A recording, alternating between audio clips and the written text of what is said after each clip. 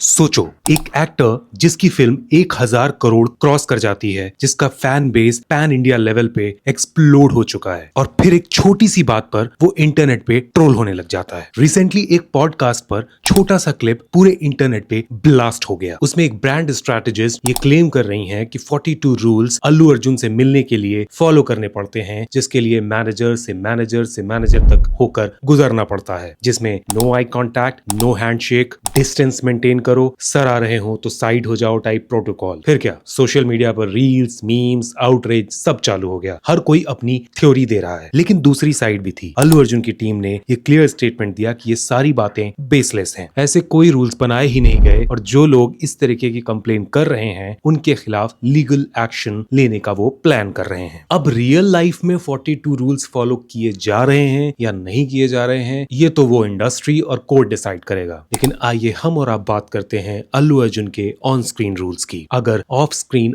42 rules बनाए गए हैं तो अल्लू अर्जुन के ऑन स्क्रीन रूल्स क्या हैं? क्या वो सिर्फ स्टाइलिश स्टार हैं या वो एक डिटेल्ड और थिंकिंग एक्टर भी हैं? तो आइए बात करते हैं अल्लू अर्जुन के परफॉर्मेंसेस की। सबसे पहले उनके इमेज की बात करते हैं। पब्लिक उन्हें जानती है किलर ड्रेसिंग स्टाइल के लिए, यूनिक हेयर स्टाइल के लिए, स्वैगी वॉक के लिए, मासी एक्शंस के लिए, क्रेजी डांस स्टेप्स के लिए। पुष्पा द राइज आने के बाद उनको आइकन स्टार का टैग मिल गया, और इसीलिए पैन इंडिया पे ऑफिशियली उनका फैन बेस एक्सप्लोड हो गया। लेकिन यहाँ एक प्रॉब्लम होती है, जब किसी एक्टर का स्टाइल इतना लाउड हो जाता है तो उसकी एक्टिंग की छोटी छोटी डिटेल्स ऑडियंस देखना बंद कर देती है। अब इसमें मेरा एक सिंपल टेक ये है कि अल्लू अर्जुन एक स्टाइलिश एक्टर नहीं, वो कैरेक्टर को डेवलप करने वाले एक्टर भी है। तो चलो स्टार्ट करते हैं उनके अर्ली फेज से। Gangotri, Arya, happy type films. इस टाइम पे उनका सबसे बड़ा वेपन था उनकी रॉ एनर्जी। स्क्रीन पे आते ही फ्रेम ब्राइट हो जाता था, फास्ट मूवमेंट्स होते थे, expressive face, big reactions. Romantic comedy space में वो परफेक्ट लवर बॉय लगते थे। उनका मूवमेंट बहुत इलास्टिक था, रनिंग, जंपिंग,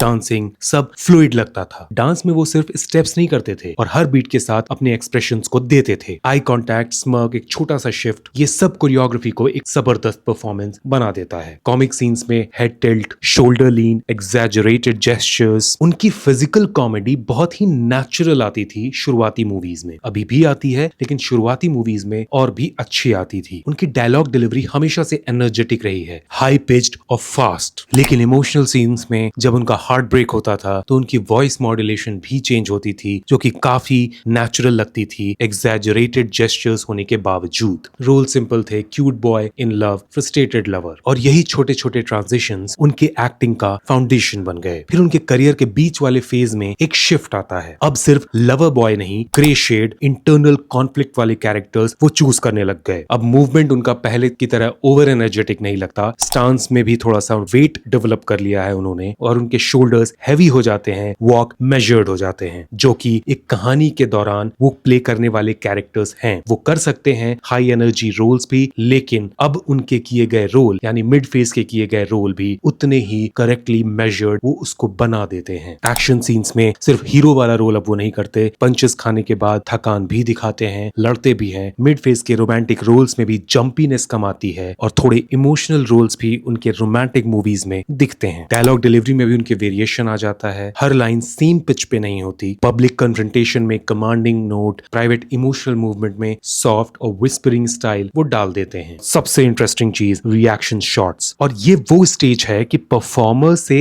एक्टर इवॉल्व हो रहा है। अब उनकी एक्टिंग पहले से भी ज्यादा और इवॉल्व हो रही है, इसलिए उनका ये फेज थोड़ा सा और मैच्योरिटी लेके आता है कैमरे में, और पब्लिक भी उनके साथ जुड़ने लग जाती है। इसीलिए वो पैन इंडिया सुपरस्टार भी बनने के काबिल बन जाते हैं। अब आते हैं उनके सबसे इंपॉर्टेंट चैप्टर पे, पुष्पा चैप्टर। यहाँ अल्लू अर्जुन ने अपनी स्टाइलिश इमेज पूरी तरीके से तोड़ दी। अनइवन वॉक, एक शोल्डर ड्रॉप, अगर वो स्टाइल दिखा भी रहे हैं तो उसमें इतना नेचुरली दिखा रहे हैं कि उसमें पता ही नहीं लगता कि वो रियल कैरेक्टर है या वो स्टाइलिश कैरेक्टर की तरह सामने आ रहा है। थोड़ा सा फॉरवर्ड लीन पोस्चर, जैसे हर समय बंदा अटैक मोड में हो। अब पुष्पा की कहानी में उसको कमर्शियलाइज्ड एस्पेक्ट देने के लिए थोड़ी बहुत स्टाइल डालना होता है, लेकिन उस स्टाइल को अल्लू अर्जुन ने इतना नेचुरल बनाया है कि वो बिलीवेबल लगता है। अगर वो अपने किरदार में चेंजेस लेकर आ भी रहे हैं तो वो इतना नेचुरल लगता है कैमरे के सामने कि लोग उसको बिलीव कर पाते हैं। उनकी डायलॉग डिलीवरी पहले से बिल्कुल अलग होती है, उनका स्टांस अलग है, उनके बातचीत करने का तौर तरीका भी अलग है। इसीलिए पुष्पा उनकी बाकी किए गए फिल्मों से बिल्कुल अलग फिल्म है और लोगों को सबसे ज्यादा पसंद आने वाली भी फिल्म है, और इसीलिए इसी परफॉर्मेंस के थ्रू उनको मैसिव अप्रिसिएशन, नेशनल अवार्ड और उनको फुल फ्लेजेड एक्टर से भी नवाजा गया। तो अगर अल्लू अर्जुन के स्ट्रेंथ की बात की जाए तो डांस उनका स्ट्रॉन्ग पॉइंट है, उनका एक्टिंग स्ट्रॉन्ग पॉइंट नहीं है, लेकिन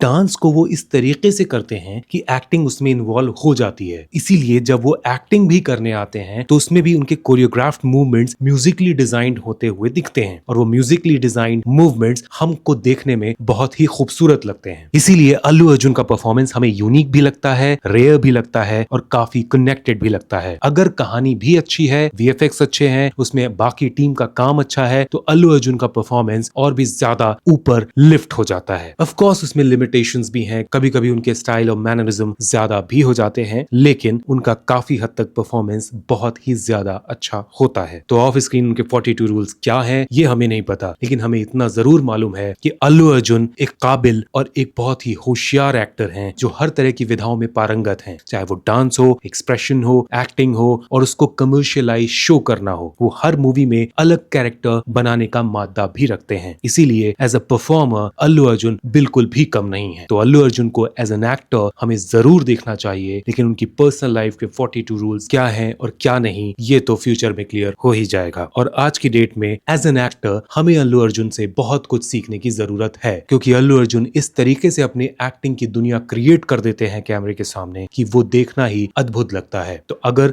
एज एन एक्टर आप किसी भी सीन को म्यूजिकली डिजाइन कर सकते हो तो वो अल्लू अर्जुन से जरूर सीखना चाहिए। तो आज की डेट में अल्लू अर्जुन सिर्फ मास एक्टर से काफी आगे बढ़ चुके हैं, और अगर उनको अच्छी स्क्रिप्ट मिले तो वो ये जरूर दिखा सकते हैं कि वो कितने ही पारंगत अभिनेता हैं। और आप बताइए कि आपको ये वीडियो कैसा लगा और अल्लू अर्जुन की परफॉर्मेंस से आप कहां तक सहमत हैं। मैं मिलूंगा अगले वीडियो में, तब तक के लिए बाय बाय।